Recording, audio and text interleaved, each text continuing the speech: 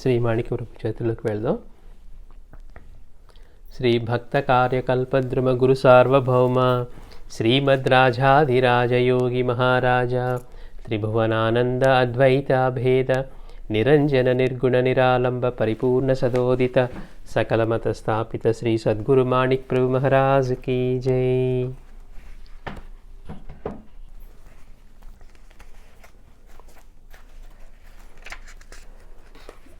మనం గత వారం స్వామి యొక్క దర్బారు, ప్రభు యొక్క దర్బారు ఎంత గొప్పగా ఉంటుందో, మహారాజుల దర్బార్ కంటే కూడా ఎంత విశిష్టమైంది, ఎంత గొప్పది అంటే, మామూలుగా రాజుల దర్బార్లో ఈ భౌతికమైన ఇలాంటి కార్యక్రమాలు జరిగితే ప్రభు యొక్క దర్బారులో ఈ రెండు, ఇటు పారమార్థికమైనవి ఈ భౌతికమైనవి అన్నీ కూడా జరుగుతూ ఉండేవి, ఎంతో గొప్పగా ఉండేవని చెప్పుకున్నాం.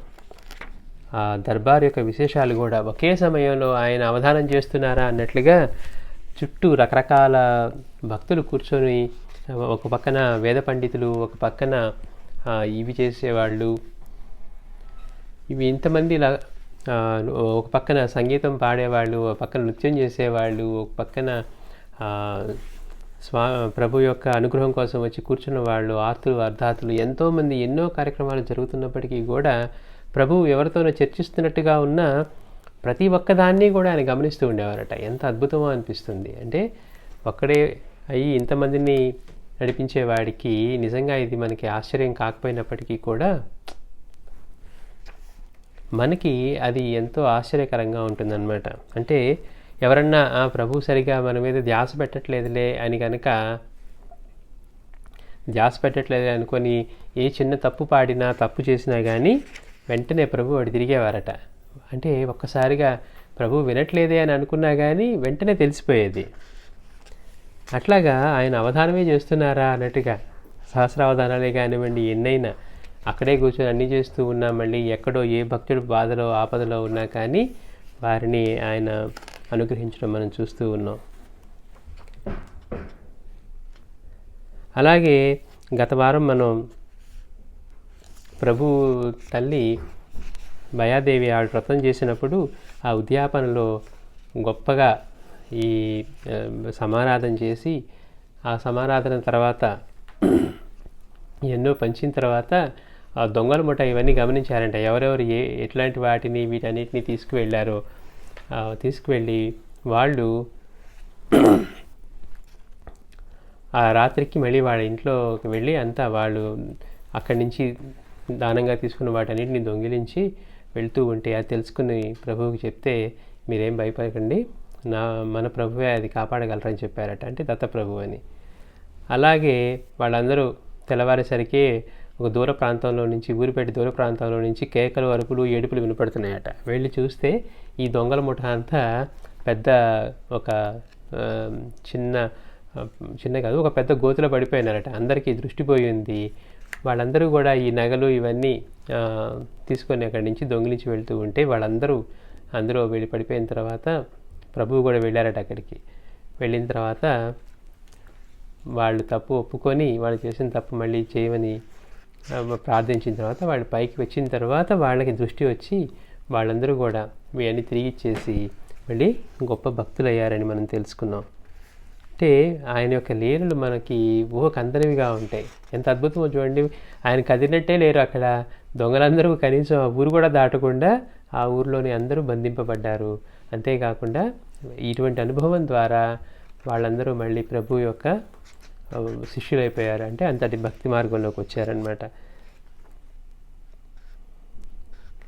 పైగా ప్రభు యొక్క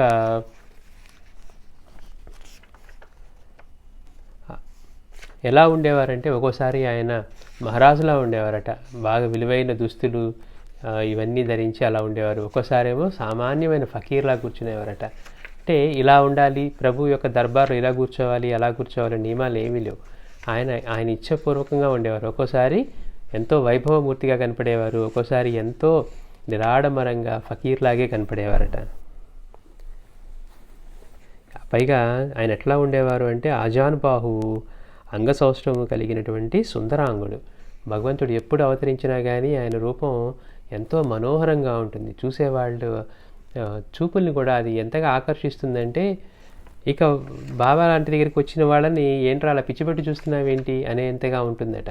అలానే మాణిక్య ప్రభువు యొక్క ఆయన యొక్క అందము, తర్వాత ఆయన రూపము చూస్తే తలదిప్పుకోవడానికి కూడా మనకి బాబా దగ్గర తెలుసుకున్నట్టుగా ఈయన కూడా సువర్ణ ఛాయ, బంగారు రంగులో మెరిసిపోతూ ఉండేవారట. అట్లా ప్రభు యొక్క రూపం ఉండేది. ఆ రూపాన్ని చూసి వీళ్ళందరూ కూడా ఎంతో ఆనందిస్తూ ఉండేవారు. మనం మాస్టర్ గారి గురించి, స్వామి గురించి కూడా అలానే చెప్పుకున్నాం. ఎంతో అద్భుతంగా అసలు మెరిసిపోతూ ఉంటారట వాళ్ళు. అంటే వాళ్ళ రూపము అంతేకాకుండా వాళ్ళ యొక్క జ్ఞాన పటిమ, తేజస్సు ఇవన్నీ కూడా అంతగా వాళ్ళలో ప్రకాశిస్తూ ఉండటం వలన ఇంకా మనసుకి ఎంతో హాయిగా ఉంటున్నట్టుగా ఉంటుంది అని. అట్లానే మాణిక్య ప్రభు దగ్గరికి ఎవరైనా ఆడవారు రావాలంటే, ఒంటరిగా రావాలంటే కుదిరేది కాదట. వస్తే భర్తతో వచ్చి చెప్పుకోవాలి, లేదా అక్కడ వెంకమ్మ ద్వారా చెప్పించుకునేవారట. అంటే ఆయన ఎంతగా ఎలాంటి విధంగా అక్కడ దర్బార్ నడిపేవారో మనం చూస్తూ ఉన్నాం. బాబా గురించి కూడా చెప్పుకుంటూ, బాబా దగ్గరికి కొత్తగా ఎవరైనా వచ్చినప్పుడు అలా బాబా లేచి ఆయన ఒకసారి సరి చేసుకొని కూర్చునేవారట. అంటే అంతటి తండ్రి అందరికీ ఉన్నప్పటికీ కూడా ఆచరణపరంగా వచ్చేసరికి మళ్ళీ వేరే ఎవరికి ఒక వేలు పెట్టి చూపించడానికి అవకాశం కూడా లేకుండా సాయంత్రం 6 దాటితే మసీదులోకి ప్రవేశం ఉండేది కాదట. అట్లా ఎవరో ఒక లక్ష్మీబాయి షిండే లాంటి వాళ్ళకే ప్రత్యేకమైన అనుమతి ఉండి వాళ్ళు రాగలిగేవారు. అట్లా ఆయన యొక్క దర్బారు ఈ మాణిక్య నగరంలో ఎక్కడైతే మహారణ్యంగా హుమ్నాబాద్ పక్కన ఉన్నదో అలాంటిది ప్రభు అక్కడ సంకల్పించి అక్కడి నుంచి కదలకపోయిన తర్వాత అక్కడే ఒక మాణిక్య నగరంగా ప్రసిద్ధి చెందుతూ ప్రభు ఎక్కడైతే మేనాదిగా ఆగారో అక్కడే ఆయన మందిరం అవన్నీ తర్వాత నిర్మించబడ్డాయి. అప్పుడు మాత్రం అక్కడే ప్రభు ఒక తల్లికి తనతో వచ్చినటువంటి అన్నదమ్ములిద్దరికీనేమో ఒక గుడిసెలాగా ఏర్పాటు చేసి, మిగిలిన వాళ్ళకి దత్తప్రభువుకి ఒక గాది స్థాపించి దానికి కూడా ఒక గుడిసెలాగా సెటప్ చేశారట. ఆ పక్కనంతా దర్బార్ నిర్వహించబడుతూ ఉండేది. ఇక అక్కడికి వచ్చే వాళ్ళందరూ కూడా అక్కడే సెటిల్ అయిన వాళ్ళు అలానే అన్నీ ఏర్పరచుకొని అది ఒక నగరంగా. అలానే మనం అక్కడ మారుతి ఆలయం ఎలా ఏర్పడిందో మనం తెలుసుకున్నాం. అంటే ఆ క్షేత్రానికి, మాణిక్య నగరానికి క్షేత్రపాలకుడిగా ఆంజనేయుడు ఉన్నారు. అంటే ఒక భక్తుడు కొన్ని సంవత్సరాల పాటు ఒక మారుతి విగ్రహాన్ని పెట్టుకొని తిరుగుతూ ఈ మాణిక్య నగర్కి వచ్చిన తర్వాత ఒక్కసారిగా విగ్రహం బరువు ఎక్కిందట. బరువు ఎక్కేసరికి ప్రభు దగ్గరికి వచ్చి, ప్రభు నేను ఎంతో కాలంగా నేను తల మీద పెట్టుకొని తిరుగుతూ ఉన్నాను, కానీ ఇక్కడికి వచ్చాక నేను మోయలేనంత బరువు అనిపిస్తుంది, నా వల్ల కాదు మోయటం, మీరు ఏం చేస్తారో చేసుకోండి అని చెప్పి మీ ఇచ్చ మీకు ఎలా అనిపిస్తే అలా చేయండి అని చెప్పి ప్రభు దగ్గర పెట్టారట. అప్పుడు ప్రభు అన్నగారిన హనుమంత్ దాదా ఆ మారుతి విగ్రహాన్ని ఒక మందిరం కట్టి ప్రతిష్ఠించారు. ఇంకా అప్పటి నుంచి కూడా దానికి ఆయన క్షేత్రపాలకుడిగా ఉన్నారని తెలుసుకున్నాం. అక్కడ ఉన్న మారుతి కూడా ఎంతో ఉగ్రంగా ఉండేవారట. పూజలో వాటిలో ఏమైనా తప్పులు చేస్తే ఈ పూజారుల్ని కూడా బాగా దండించేటట్టుగా అలా అనిపించేదట. వీళ్ళు ప్రభువు చెప్పుకున్నారట భయపడుతూ, ఆయన బాగా ఉగ్రంగా ఉన్నారు అంటే ప్రభు ఆ ఉగ్రాన్ని కొంచెం తగ్గించారట. ఆశ్చర్యంగా ఉంటాయి ఇలాంటి లీలలన్నీ కూడా. అట్లానే అక్కడ ఇంకొక శంకరుని దేవాలయం కూడా మనం మాణిక్య నగరంలో నిర్మించారు అని. అంటే అక్కడ వచ్చే ఈ గోసాయిలు, ఈ ఫకీర్లు వీళ్ళందరూ కోరిన మీదట శివభక్తులు ఇట్లా అక్కడ ఒక మాణిక్య నగర్లో శివాలయాన్ని కూడా నిర్మించారు, శంకర దేవాలయాన్ని కూడా అని మనం చెప్పుకున్నాం. అలానే ఒకరోజు ఈ నౌబత్ ఖానా అనేది సంస్థానంలో వాయించడం మొదలుపెట్టిన విధం విచిత్రం. ఒకరోజు ఉదయాన్నే ప్రభు ముఖం కడుక్కుంటూ ఉంటే ఒక అతను వచ్చి, ఆ రోజు వినాయక చవితి అని తాను ఒక గణపతి విగ్రహాన్ని తీసుకొచ్చానని చెప్పి ఆ ప్రభువు దగ్గర అక్కడ పెట్టారట. వచ్చి మీరు ఇష్టం వచ్చినట్లు మీరు ఏం కావాలంటే అది చేయండి అన్నారట. అయితే ప్రభు అన్నారు, గణపతిది అయితే తానంతటి తానే వచ్చారు, ఈ నౌబత్ ఖానా అంటే నేను అనుకోవటం ఈ సన్నాయి ఇవన్నీ అనుకుంటాను, ఈ అవి కూడా వస్తే ఆ విగ్రహానికి మనం ప్రతిష్ట ఆయనే అన్నీ వచ్చినట్టుగా అది కూడా వస్తే ప్రతిష్ట చేద్దాం అని అనుకున్నారట. అనుకుని తర్వాత ఒక గంట సేపటి తర్వాత సడన్గా మాణిక్య నగర్లో ఒక ఊరి చివర ఈ నౌబత్ ఖానా వాయించేవాళ్ళు అక్కడికి వచ్చి అది వాయిస్తూ ఉన్నారట. వాళ్ళందరూ కూడా అంటే ఈ సన్నాయి మేళం లాంటిది అనుకోండి, ఒక్కసారిగా ఆశ్చర్యపోయారు. ఎవరు ఇప్పుడు ఇక్కడ ఎవరు వచ్చారు, ఇప్పుడు ఎవరు వాయిస్తూ ఉన్నారు అంటే ప్రభు అన్నారు కదా, గణపతి వచ్చారు, నవబత్ ఖానా కూడా వస్తే మనం ఏర్పాట్లు చేద్దామని. అట్లానే అంటే ఈ కళ్యాణి నగరం నుంచి ప్రభు దర్శనార్థం ఆ బృందం ఒకటి బయలుదేరి వచ్చి తమ రాకను తెలియజేయడం కోసం వాళ్ళు మాణిక్యనగర్లోకి ఎంటర్ అవుతూనే వాళ్ళు ఆ వాద్యాలన్నీ కూడా వాయిస్తూ ఉన్నారట. అప్పుడు వాళ్ళందరూ ఆశ్చర్యపోయారు. వాళ్ళందరూ ప్రభు దగ్గరికి వచ్చిన తర్వాత అట్లా వాళ్ళు మొదటిసారిగా ఆ వినాయక చవితి రోజు ఆ విగ్రహాన్ని అక్కడ ప్రతిష్ఠించి ఈ నవబత్ ఖానా అని ఇప్పుడు వీళ్ళంతా ఈ వాద్యాలు ఇవన్నీ కూడా ఈ హనుమత్ దాదా గారు అక్కడ ప్రతిష్ఠ చేశారనమాట. చేసిన తర్వాత ఈ అక్కలకోట సంస్థానానికి చెందినటువంటి మంత్రి ఒక ఆయన వచ్చారు ఇక్కడికి మాణిక్య నగరానికి వచ్చి ప్రభు దర్శనార్థమై వచ్చి అక్కడ ఉన్నటువంటి ఈ నవబత్ ఖానాను చూసి ఇది సంస్థానంలో శాశ్వతంగా ఉండేట్టుగా దీనికి ఏర్పాట్లు నేను చేస్తాను అని చెప్పి ప్రభువుకి అడిగితే ప్రభు అన్నారట, నా ప్రభు యొక్క డంకా మోగించడానికి అంటే ఇవన్నీ వాద్యాలు అనమాట. మనకి ఒక చోట మందిరాల్లో ఉంటాయి, పెద్ద పెద్ద డప్పుల్లా కొట్టి హారతకు ముందు టంగం ఢమ్ అని కొడుతూ ఉంటారు, అలాంటి ఏర్పాటు అనమాట ఇది. ఆయన ప్రభు అన్నారట, నా ప్రభు యొక్క డంకా అన్ని దేశాల్లోనూ మోగుతూనే ఉంటుంది, దీనికోసం మీరు ప్రత్యేకంగా ఏమి ఏర్పాట్లు చేయక్కర్లేదు, అయినా మీరు ఇంకా తప్పదు చేయాలనుకుంటే కనుక మీ ఇష్టం మీరు చేసుకోవచ్చు అన్నారట. సరే, ఆ అక్కలకోట నుంచి వచ్చిన మంత్రి ఏం చేశారంటే నెలకి 30 రూపాయలు, ఆ రోజుల్లో బహుశా అది పెద్ద మొత్తం, నెలకి 30 రూపాయలు దీని నిమిత్తం అక్కలకోట సంస్థానం నుంచి, అక్కలకోట రాజు ఆ సంస్థానం నుంచి ఏర్పాటు చేశారట. ప్రభు అన్నారు కదా ఇది అక్కర్లేదని. అలాగే ఒక 3 సంవత్సరాల పాటు కొనసాగి సంస్థానంలో ఏవో ఇబ్బందులు వచ్చి అవంతా కూడా ఆగిపోయాయి. కానీ ఇప్పటికీ కూడా సంస్థానంలో అది ప్రభు యొక్క ఏర్పాట్ల వల్ల నిర్విఘ్నంగా నిర్వహించబడుతూనే ఉంది అన్నమాట.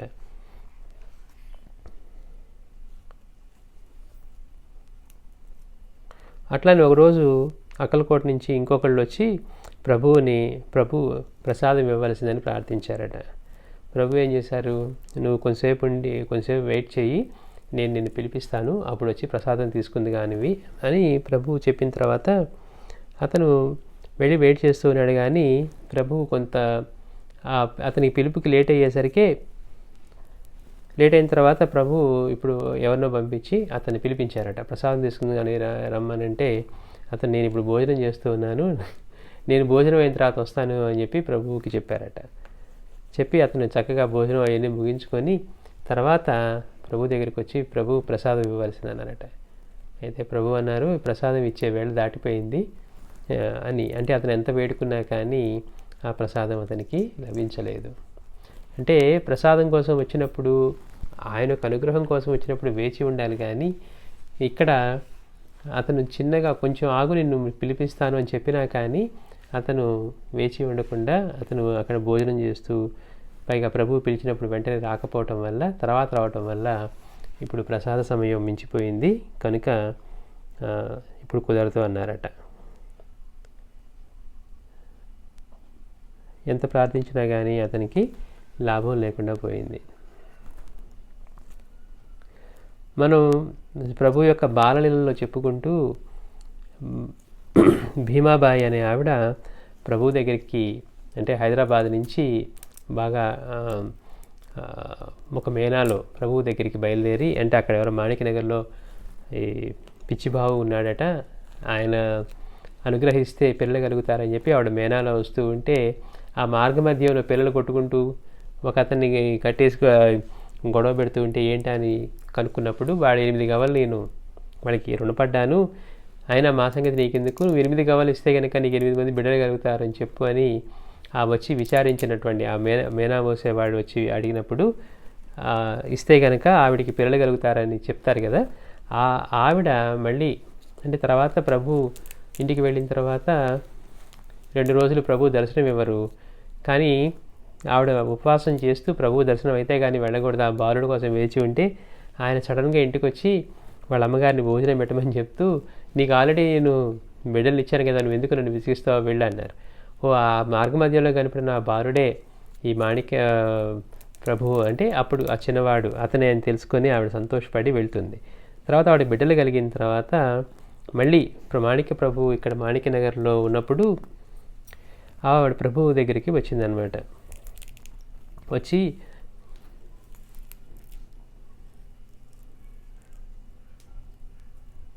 ప్రభు నాకు మీ దయ వల్ల ఇంత సంతానం కలిగింది, కానీ అంటే 8 మంది కలుగుతారని చెప్పారు కదా, నేను ఇంకా ఈ ప్రసవం కాన్పు ధరించడం ఇవన్నీ కష్టంగా ఉంది, కాబట్టి ఇంకా నాకు చాలు, ఇంకా ఆపవలసింది అని ఈ భీమాబాయి కూడా కోరుకుంది. మనం గత వారం ఇంకొక ఆవిడ కోరుకుంది చెప్పుకున్నాం మనం.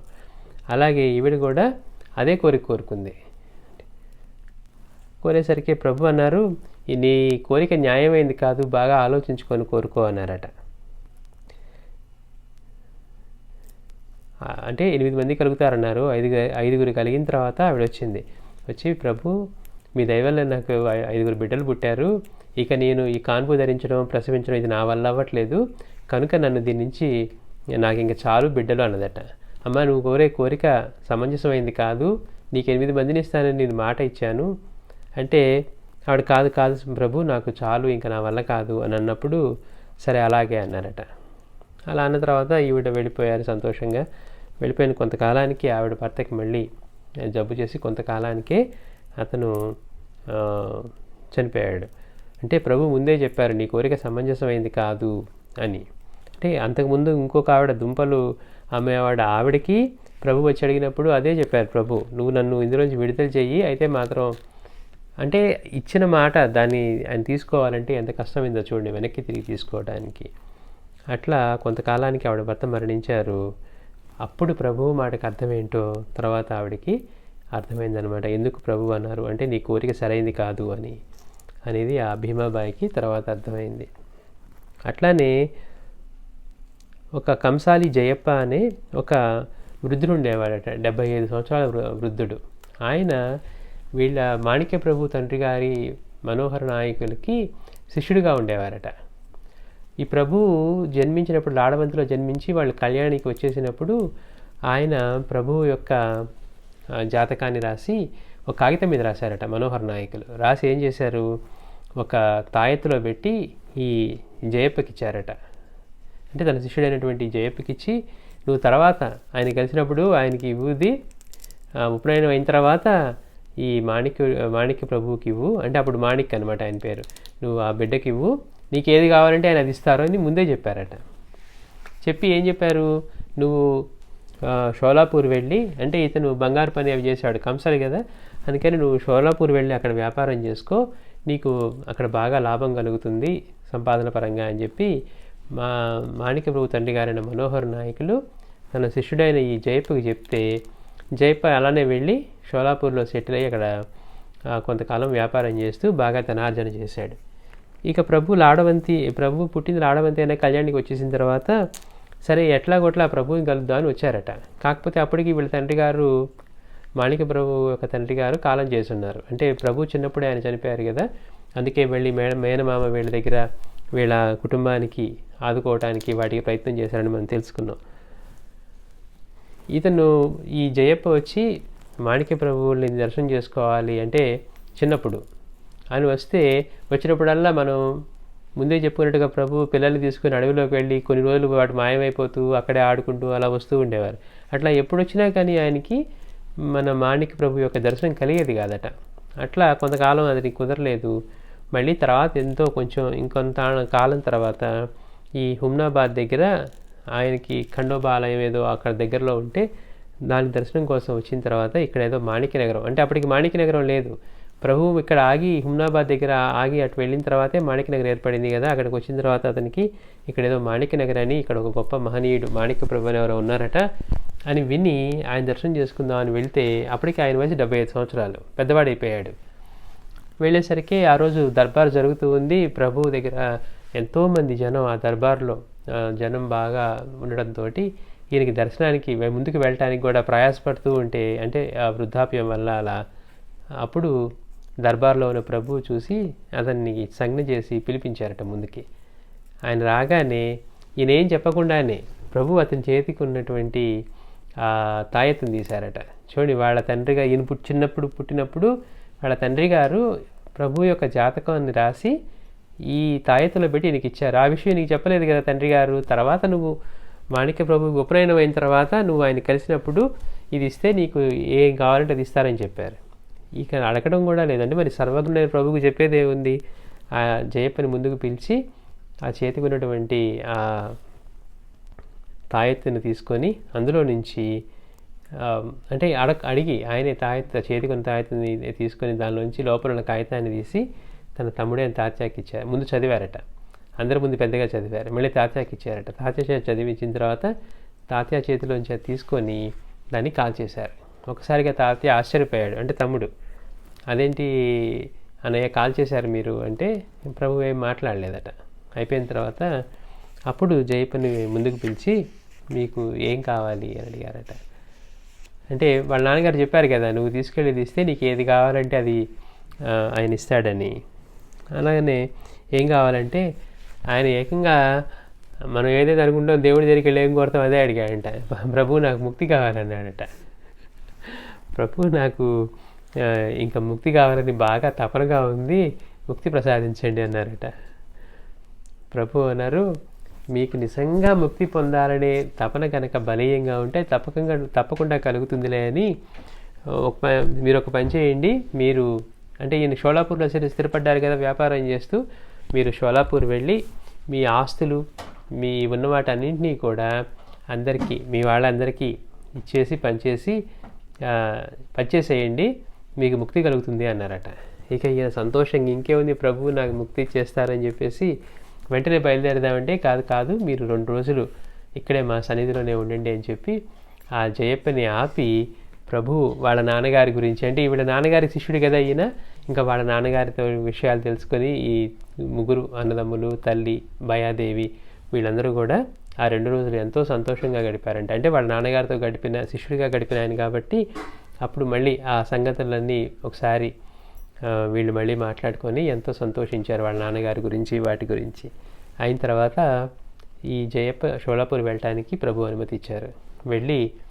అక్కడికి వెళ్ళి ప్రభు చెప్పినట్లుగానే తన ఆస్తిపాస్తుల్ని తన కుటుంబ సభ్యులందరికీ పనిచేసి ఇక సంతోషపడుతున్నంటారు, నాకు ప్రభువు ముక్తిస్తా అన్నారని చెప్పి అనుకొని, అమ్మయ్య ఇక నా పనులన్నీ అయిపోయాయి, ప్రభువు చెప్పినట్టుగా నేను అన్నీ పనిచేశాను, ఇప్పుడు నేను సంతోషంగా ఉన్నాను అనుకున్న మరునిమిషమే ఒక్కసారిగా ఆయనకి బ్రహ్మరంధ్రంలో నుంచి వెళ్ళిపోయి ఆయన అప్పుడే ముక్తి పొంది ప్రాణం విడిచేశారనమాట. అంటే భౌతిక దేహాన్ని విడిచేస్తూ అట్లా బ్రహ్మరంధ్రంలోంచి ఆయన ప్రాణం వెళ్ళిపోయింది. అంటే సద్గురువు తలుచుకుంటే సాధ్యంగా అందే ఉండదన్నమాట.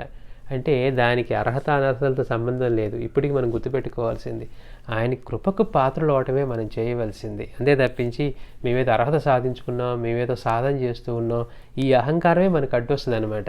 ఆయన దయవల్ల జరుగుతూ ఉంది, ఆయన మనల్ని ఈ విధంగా దగ్గరికి తీసుకున్నారు, ఆయన చూపు ఒక్కటి నా మీద పడితే చాలు, అంటే ఆయన కృప ఒక్కటి ఉంటే చాలు అనే విషయాన్ని మనం ఎప్పుడు గుర్తుపెట్టుకోవాలి. మనం సాధన చేస్తున్నామనే అహంకారం అడ్డు రాకుండా, ఇందాక మాస్టర్ గారు చెప్పినట్టు మనమే కర్తృత్వాన్ని వహిస్తే అది మన సాధన కూడా చెడగొడుతుంది. ఎందుకని మనమే చేస్తున్నాం, నేను చేయబట్టి కదా పారాయణ అనుకుంటున్నాం.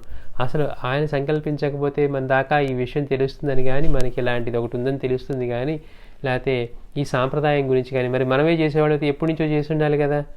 ఇన్నాటికి ఆయన దయగలిగి ఆయన చూపు మన మీద పడి ఈ రోజున మనం ఈ మార్గంలోకి లాగబడ్డాము.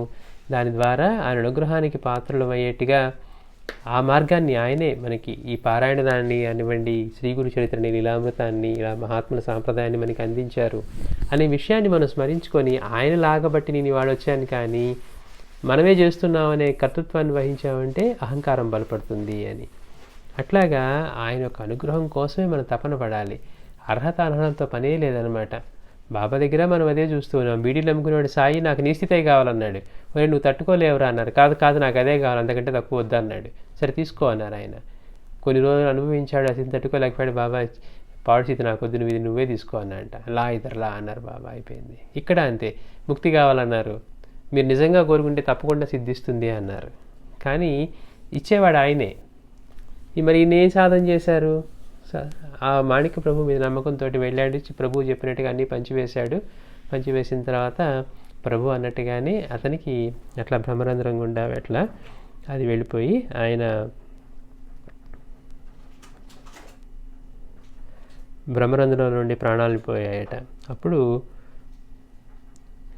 అప్పటి నుంచి కూడా వాళ్ళు కుటుంబకులంతా కూడా ప్రతి సంవత్సరం ఇక్కడి నుంచి షోలాపూర్ నుంచి ప్రభు దర్శనానికి వస్తూ ఉండేవారు. అది వాళ్ళ తండ్రి గారి శిష్యుడైనటువంటి కంసాలి చేపకి ప్రభువు ఆయన మోక్షాన్ని కోరుకుంటే మోక్షాన్ని ప్రసాదించారు. గమ్మత్ ఏంటంటే ప్రభువుకి తెలియని వయసులో తండ్రి గారు ఆయన జాతక చక్రం రాసి అవన్నీ ఇస్తే ఆ వచ్చిన అతని జయప్పేనని, అతని చేతిలో తాయెత్తు ఉందని, చేతికి కట్టుకున్నది జబ్బకి దాని తాయెత్తులోనే ఇది ఉందని, ఇట్లా అన్నీ ప్రభువుకి ఆయన సర్వజ్ఞత్వాన్ని, ఆయన సర్వసమర్థతను, ముక్తిని ప్రసాదించేవాడిగా మనకి ఈ నెలలో ప్రకటమవుతూ ఉన్నారు. అట్లానే ఒకరోజు ప్రభు స్నానం చేస్తూ ఉంటే ఒక 60 సంవత్సరాల ఆవిడ, ఒక పండు ముసలావిడ, అంటే 60 సంవత్సరాలకి ఆవిడ ముసలితనంలో ఉన్నారు. ఆవిడ ఒక 7 కొడుకుల్ని వెంట పెట్టుకొని ప్రభు దర్శనానికి అయి వచ్చారట. ఎట్లా వచ్చారు? వాళ్ళంతా ప్రభు స్నానం చేస్తూ ఉంటే వచ్చేసి ఈవిడ వెళ్ళిపోయి ఒక్కసారిగా ఈ ముసలావిడ ప్రభువుని ఆలింగనం చేసుకొని ముద్దులు పెడతాం మొదలుపెట్టారట. ఎవరు ఈవిడ అంటే మనం అంతకుముందు వచ్చిన ఆవిడే. ప్రభు దగ్గర కాయలు ఇస్తే నీకు బిడ్డగలుగుతారని చెప్పి తర్వాత మళ్ళీ వచ్చి నాకు ఇంతమంది చాలా అన్నది కదా, ఆవిడే అనమాట. ఆవిడకి అప్పుడు 8 మంది బిడ్డలంటే ఎన్ని పనులు తీసుకుంటే అన్ని అన్నట్టుగా అప్పుడు ఆ బిడ్డలు కలిగింది. అప్పుడు ఆవిడకి 30 సంవత్సరాల వయసు.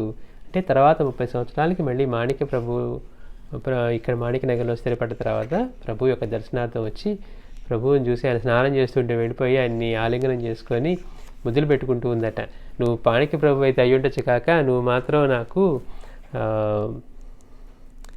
అదేంటి ఆవిడ వాళ్ళ నానమ్మ బచ్చమ్మ గారి మనవడవే, తల్లి పేరేమో భయాదేవి, నానమ్మ పేరేమో బచ్చమ్మ అనమాట. నువ్వు ఆ మనవడవే, నువ్వు ఎవరైనా కావచ్చు, నాకు మాత్రం నువ్వు ఆ రోజు నిన్ను చూసిన చిన్నపిల్లవాడివే నాకు అని చెప్పి ఆయన్ని ఎంతో అట్లా ఆలింగనం చేసుకొని నిస్వార్థంగా, అంటే ఆవిడ చూసిన భక్తికి ఆయన కరిగిపోయారట.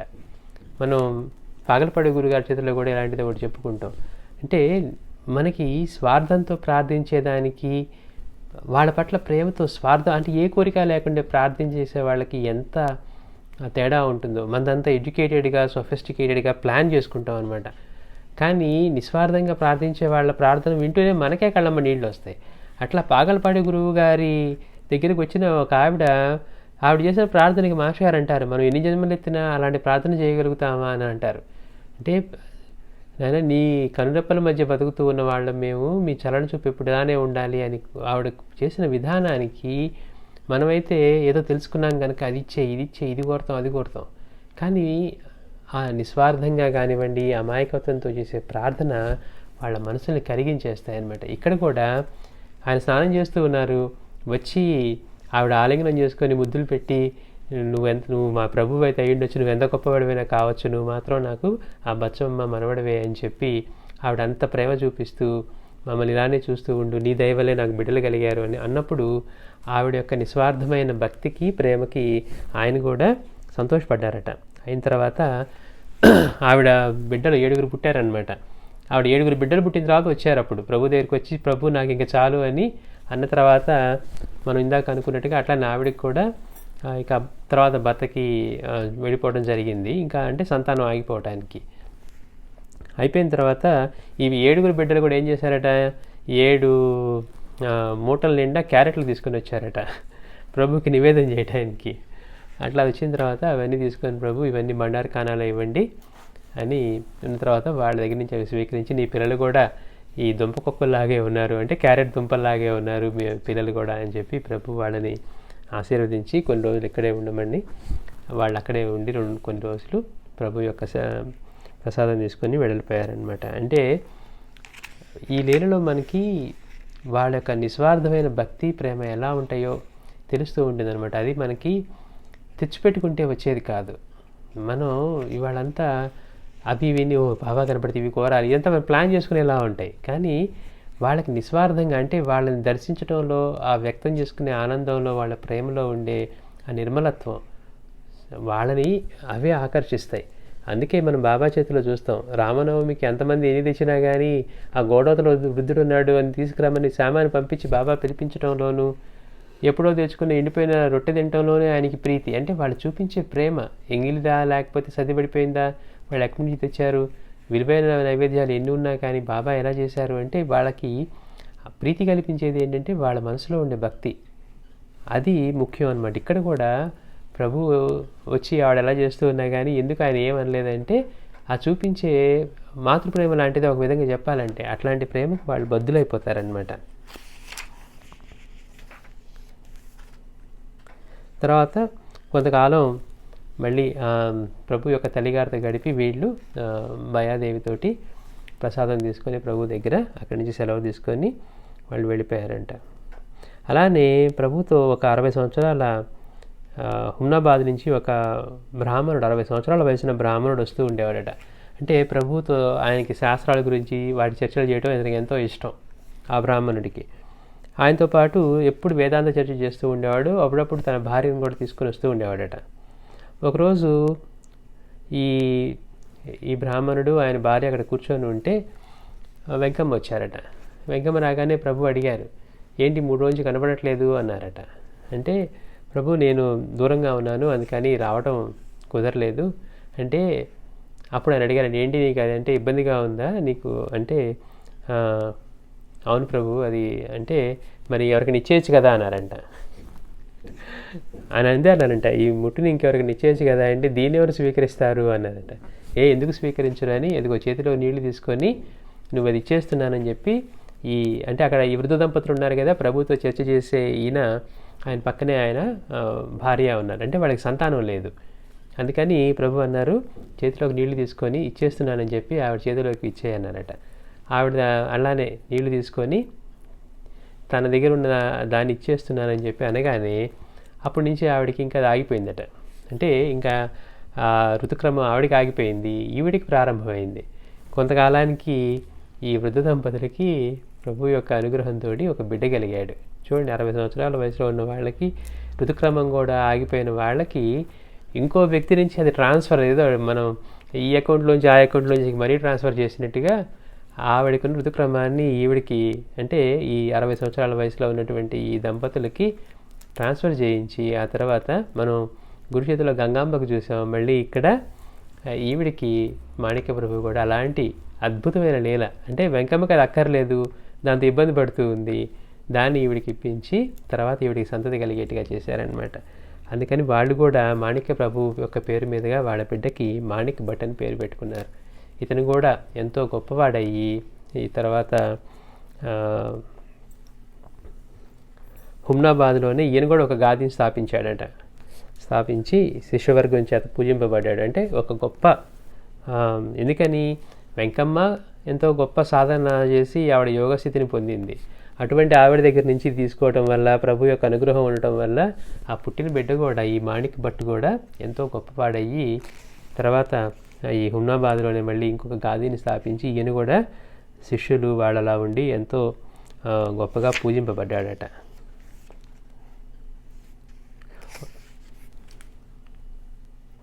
ఒకరోజు ప్రభు యొక్క దర్బార్ జరుగుతూ ఉంటే సడన్గా ఆ గాది మీద కూర్చున్నటువంటి ప్రభువు 2 చేతులు పైకెత్తి ఏదో ఒక అదృశ్య వస్తువుని తన చేతుల మీద ఆపుతూ ఉన్నట్లుగా కనిపించారట. అంటే ఏదో ఒక పైనుంచి పడబోతుంటే ఒక వస్తువునో లేకపోతే అట్లానో కనపడ్డారట.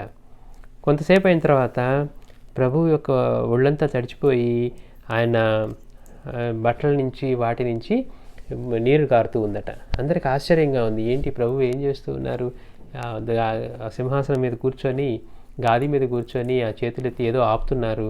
అలాగే అదే సమయంలో ప్రభు యొక్క బట్టల నుండి ఒంటి నుండి నీరు కారుతూ ఉంది. అది పైగా అది నీటిని రుచి చూశారంట. ఏం నీరుదని చూస్తే ఉప్పు నీరు, ఉప్పుగా తగిలింది, ఏదో సముద్రపు నీరులా ఉంది అని అనుకున్నారు. ఆయన మాత్రం ఏం మాట్లాడకుండా అట్లానే ఎవరు అంటే అడగడానికి కూడా ధైర్యం చేయలేదు. ఎందుకంటే దర్బారు జరుగుతూ ఉంది కదా, ప్రభువు మాత్రం ఆయన్ని అడగడానికి ఎవరు ధైర్యం చేయలేదు. అట్లా అయిపోయిన తర్వాత కొన్ని రోజులు గడిచిన తర్వాత ఒక గొప్ప వర్తకుడు వచ్చాడట.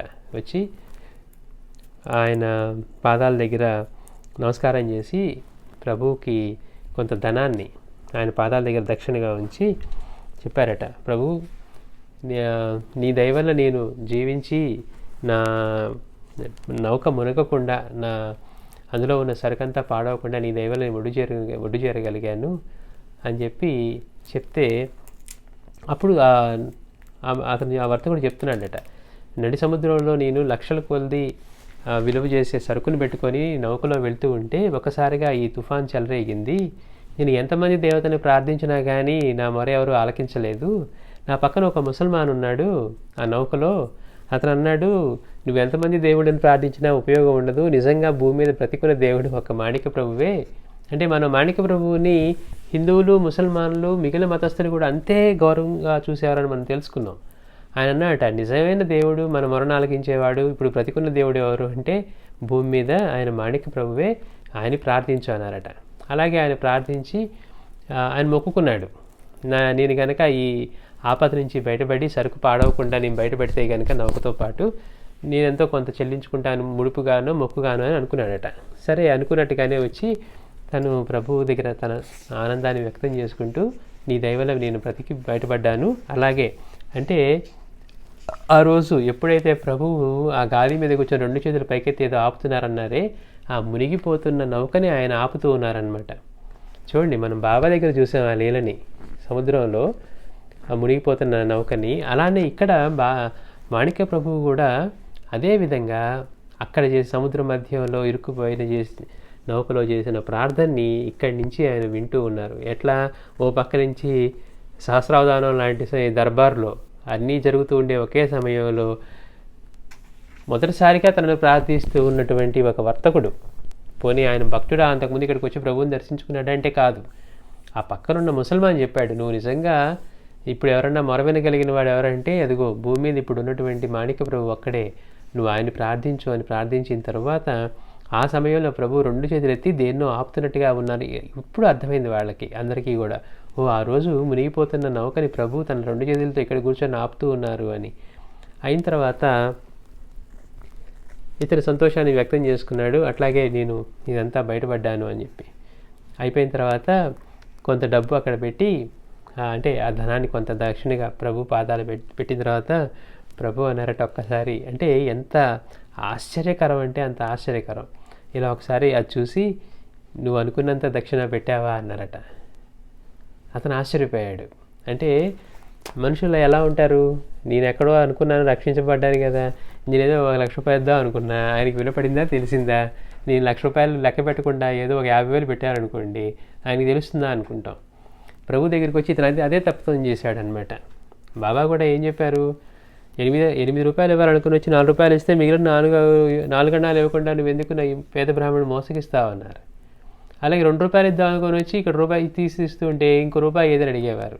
అంటే అనుకున్నప్పుడే ఆయన అయిపోయింది, తర్వాత ఇవ్వకపోవడం అనేది ఆయన దాన్ని చౌర్యం చేసినట్టే అన్నారు మాస్టర్ గారు. అందుకని ఇక్కడ కూడా ఈయన ఆ ఆపదలో ఉన్నప్పుడు ఎంతో ఇస్తాననుకున్నాడు, ఇక్కడికి వచ్చిన తర్వాత తగ్గించి పెట్టాడు. కానీ ప్రభువు దాని డబ్బును లెక్క వేయకుండా ఏం వేయకుండానే నువ్వు అనుకున్నది నువ్వు చెల్లిస్తానన్నంత ముడుపు చెల్లించావా అన్నారు.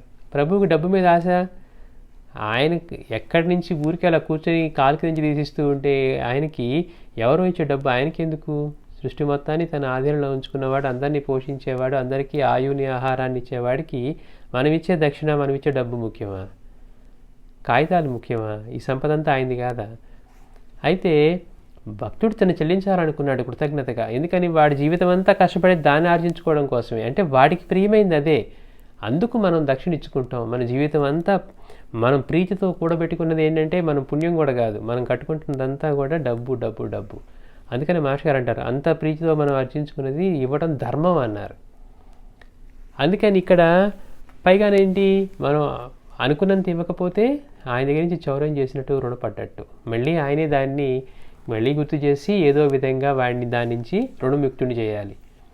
అందుకని నువ్వు అనుకున్నది ఇచ్చావా అన్నారు. అతను ఆశ్చర్యపోయాడు, అంటే ప్రభువుకి ఎలా తెలిసిందా అనుకున్నాడో ఏమో.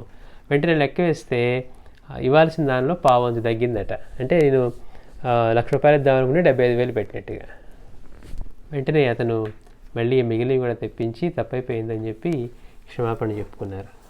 అంటే చూడండి, ఆయనకేం తెలుస్తుంది, ఇప్పుడు మనం ఏదో ఆయన పాదాల దగ్గర డబ్బులు వేసేసాం అని అనుకుంటే ఆయనకి లెక్క వేయటం ఎంతసేపు అని, ఆయనకి లెక్క వేయాలా, వాడి సంకల్పం వాడి ఆలోచన ఏంటో ఆయనకి తెలిసిపోతుంది అనమాట. అట్లా ఎంతో చమత్కారంగా నడి సముద్రంలో ఉన్న భక్తుడి కేక భగవంతుడికి వినపడుతుంది అన్నట్లుగా సద్గురువైనటువంటి సాయికి కానివ్వండి, అలానే సద్గురు మాణిక్య ప్రభువు కానీ ఎక్కడ ఉన్నా కానీ భక్తుల యొక్క ప్రార్థనలు, వాళ్ళ యొక్క కేకలు వినపడుతూనే ఉంటాయి. ఎన్ని పనులు నిర్వహిస్తూ ఉన్నా ఆ దర్బార్లో అందరూ చేసేవి ఒకేసారి వింటూ ఉన్నట్లుగా సృష్టి మొత్తంలో ఎక్కడ ఏ జీవి తనని పిలుస్తూ ఉన్నా కానీ ఆయనకి తెలుస్తూనే ఉంటుంది. ఆయన ఎప్పుడూ గమనిస్తూనే ఉంటారని మనకి ఇది తెలియజేస్తూ ఉంది. అట్లాగే ప్రభు దగ్గరికి మొక్కులు మొక్కుకొని వచ్చేవాళ్ళు, దర్శనం చేసుకొని వెళ్ళేవాళ్ళని చూసి ఒక వ్యక్తి ఉండేవాడట అక్కడ. వీళ్ళని ఎప్పుడు హాస్యం చేస్తూ ఉండేవాడట. అంటే ఏంటి, మనం బాబా దగ్గర చూసాం, వీళ్ళందరూ పిచ్చివాళ్ళు, చదువుకున్న వాళ్ళు అయ్యండి, డబ్బున్న వాళ్ళు అయ్యండి, పిచ్చివాడు అని బాబా దగ్గరికి వెళ్ళి ఆయన కాళ్ళ మీద పడి దక్షిణ సమర్పిస్తూ ఉన్నారు, ఆయనేమో దక్షిణ గుంజుతూ ఉన్నాడని వాళ్ళని హాస్యం చేస్తూ ఎగతాళి చేస్తున్నట్టుగానే ఇక్కడ మాణిక్య ప్రభు సన్నిధిలో కూడా ఇట్లా వచ్చే భక్తులు వాళ్ళ కష్టాలు కోరికలు తీరిన తర్వాత ప్రభు దగ్గరికి వచ్చి తమ మొక్కులు ముడుపులు చెల్లించుకొని వెళ్తూ ఉంటే వీళ్ళంతా పిచ్చివాళ్ళు అని చెప్పి ఇక్కడ కూడా ఒక హాస్యం చేస్తూ ఉండేవాడట. అయితే ఒకసారి వాడి కాలు జోడు ఒకటి పోయింది, వాడి షూనో లేకపోతే చెప్పలో ఏదో పోయింది అనుకోండి. అయితే ఆ పోయిందేమో కొత్తదట. అప్పుడు ఏమనుకున్నాడు, ఇది కనుక తిరిగి దొరికితే ప్రభువుకి ఒక దమిడి పంచదార కొని ఇస్తానని చెప్పి అనుకున్నాడట. చూడండి, అంటే ఆయన పట్ల హాస్యం చేస్తున్నాడు కదా, వీళ్ళందరూ మొక్కుకొని వస్తూ ఉంటారు, మనకేం జరుగుతుందో చూద్దాం అని చెప్పి, ప్రభు నా పోయిన కాలు జోడు కనుక దొరికితే నేను నీకు ఒక దమిడి పంచదార, దమిడికి ఎంత పంచదార వస్తే అంత కొనిస్తానని మొక్కుకున్నాడట. అనుకున్నట్టుగానే అతనికి ఆ పోయినటువంటి జోడు దొరికింది. సరే దమిడి పంచదార తీసుకొని వెళ్తే బాగోదని చెప్పి పావలా పంచదార కొన్నాడంట. అని అనుకునేటప్పుడేమో ఇది దొరికేదా పెట్టేదా అని ఊరికే తక్కువది అనుకున్నాడు.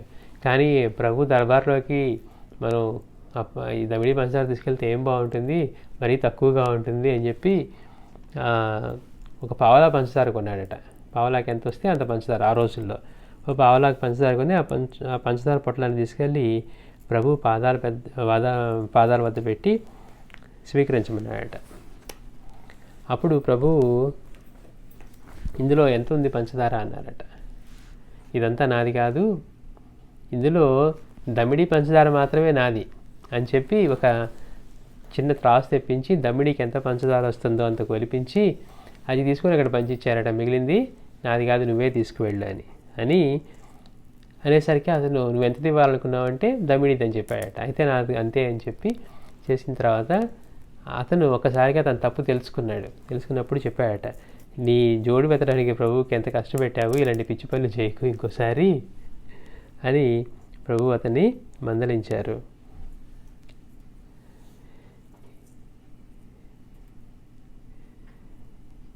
దమిడి పంచదారకు నా ప్రభు ఎంత కష్టపడి నీ జోడిని వెతకవలసి వచ్చిందో,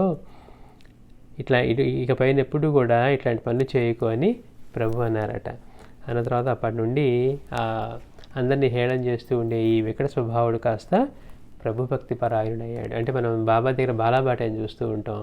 మళ్ళీ ఒక్కసారి బాబా దగ్గరికి వచ్చి వీళ్ళందరూ పిచ్చివాళ్ళు అన్నవాడు ఎందుకు నువ్వు అందరినీ అంటూ ఉంటావు, ఒకసారి చూడరాదా అంటే వచ్చి బాబా దగ్గర కూర్చుంటే 2 రోజులు ఏం కనలేదట. ఇంక వెళ్ళిపోదాం అనుకున్నాను. బాబా పిలిచి ఒక చిన్న కాషాయం కప్పగానే అప్పుడు దాకా పిచ్చివాళ్ళు అన్నవాడు కాస్త నేను ఇక్కడి నుంచి కదలను అన్నాడట. ఉద్యోగం అక్కర్లేదు, నాకేం అక్కర్లేదు, బాబా సన్నిధి తప్పితే నాకేం అక్కర్లేదు అన్నాడట. చూడండి, ఒక సద్గురు యొక్క దయ కలిగితే ఎలా ఉంటుందంటే అప్పటిదాకా అదే ప్రపంచం అనుకొని జీవించింది అసలు దాని యొక్క ఊసే లేకుండా పోతుందన్నమాట. అట్లాగే ఇతను కూడా అందరినీ వీళ్ళందరూ పిచ్చివాళ్ళు మొక్కులు చెల్లించుకుంటారు అన్నవాడు కాస్త ప్రభు యొక్క అనుగ్రహంతో ఆయన చేసిన లీలతోటి, అంటే ఆ పోయిన జోడిని దొరికించి అతని మనసులో అనుకున్నంత పంచదారే తీసుకొని మిగిలిన తిరిగి ఇచ్చేసి ఇలాంటివి ఎప్పుడు చేయకు, ఒక దమిడి పంచదార కోసం నా ప్రభు ఎంత కష్టపడి నీ జోడు వెతికి పెట్టారు అని అతనికి కనువిప్పు కలిగించారు. అట్లానే ఇంకొక ఆయన కూడా లాతూర్ గ్రామస్తున్నటువంటి బాబా కాట్కర్, ఇతను ప్రతి సంవత్సరం తిరుపతి వెళ్తూ ఉండేవాడట. అంటే తిరుపతి వెంకటేశ్వర స్వామి భక్తుడు. ఈ వెళ్ళేటప్పుడు దారిలో మధ్యలో మాణిక్యనగర్ వచ్చేది కనుక అతను వెళ్ళే చోట నుంచి ఈ మాణిక్యనగర్కి వచ్చి ప్రభువుని దర్శనం చేసుకుంటూ ఉండేవాడట. అయితే ఒకసారి ప్రభు అతనికి మాణిక్యనగర్లో ప్రభు వెంకటేశ్వర స్వామిగా కనపడ్డారట. తిరుపతి వెంకటేశ్వర స్వామిగా ఒక్కసారిగా ఈయన ప్రభు కనపడేసరికి ఇక అతని ఆనందానికి అవధులు లేవు. ఇంకేం చేశాడు, ఇంకా నా వెంకటేశ్వరుడు ఎక్కడే ఉన్నాడు, నేను తిరుపతి వెళ్ళాల్సిన అవసరం లేదు, ఇక నేను తిరుపతి దర్శించనని అనుకున్నాడంట. లేదు లేదు, నువ్వు తిరుపతి వెళ్ళటం మానకు, అయితే నువ్వు ఇక్కడికి వస్తూ ఉండు అని ప్రభువు అతన్ని, నువ్వు తిరుపతి వెళ్ళు కానీ ఇక్కడికి వస్తూ ఉండు అని చెప్పి అతనికి తిరుపతి వెళ్ళడానికి అనుమతి ఇచ్చారనమాట. వెళ్తూ ఉంటే ఒకసారి మార్గ మధ్యంలో ఒక బావి దగ్గరికి వెళ్ళి నీళ్లు తోడుతూ ఉంటే మంచినీళ్ళ కోసం అతని దగ్గర ఈ ముక్కుపొడి డబ్బా ఉందట, ఆ నస్యం. ఆ డబ్బా కాస్త ఆయన తోడుకోవడానికి వంగినప్పుడు బావిలో పడిపోయింది.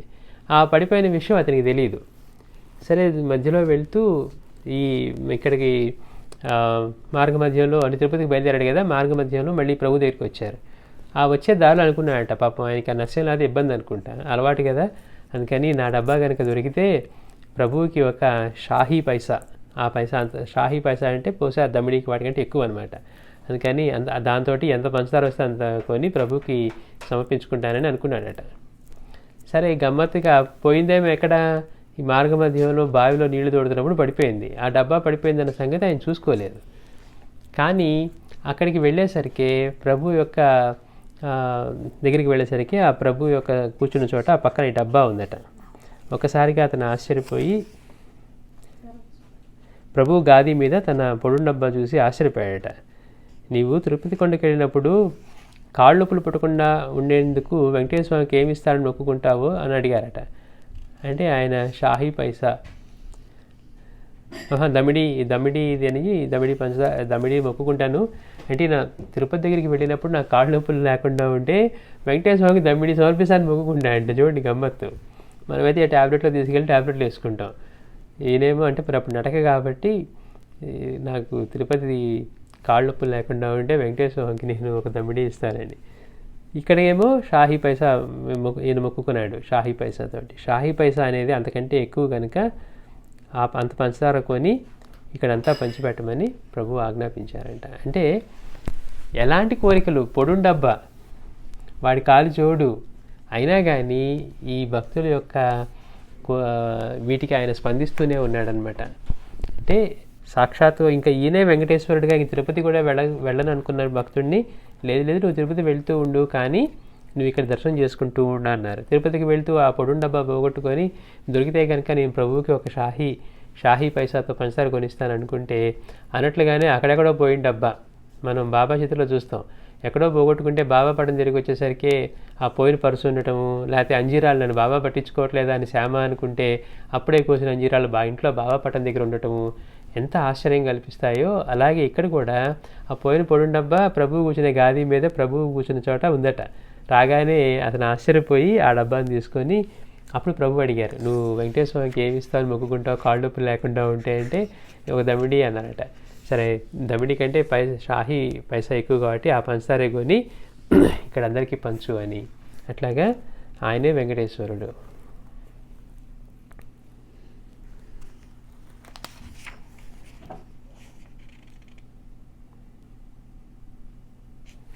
మళ్ళీ వచ్చేవారం చెప్పుకుందామండి. శ్రీ సచ్చిదానంద సద్గురు సాయినాథ్ మహారాజ్ కీ జై. శ్రీ భక్త కార్యకల్పద్రమ గురు సార్వభౌమ శ్రీమద్ రాజాధిరాజయోగి మహారాజ త్రిభువనానంద ద్వైతాభేద నిరంజన నిర్గుణ నిరాలంబ పరిపూర్ణ సదోదిత సకల మత స్థాపిత శ్రీ సద్గురు మాణిక్య ప్రభు మహారాజ్ కీ జై.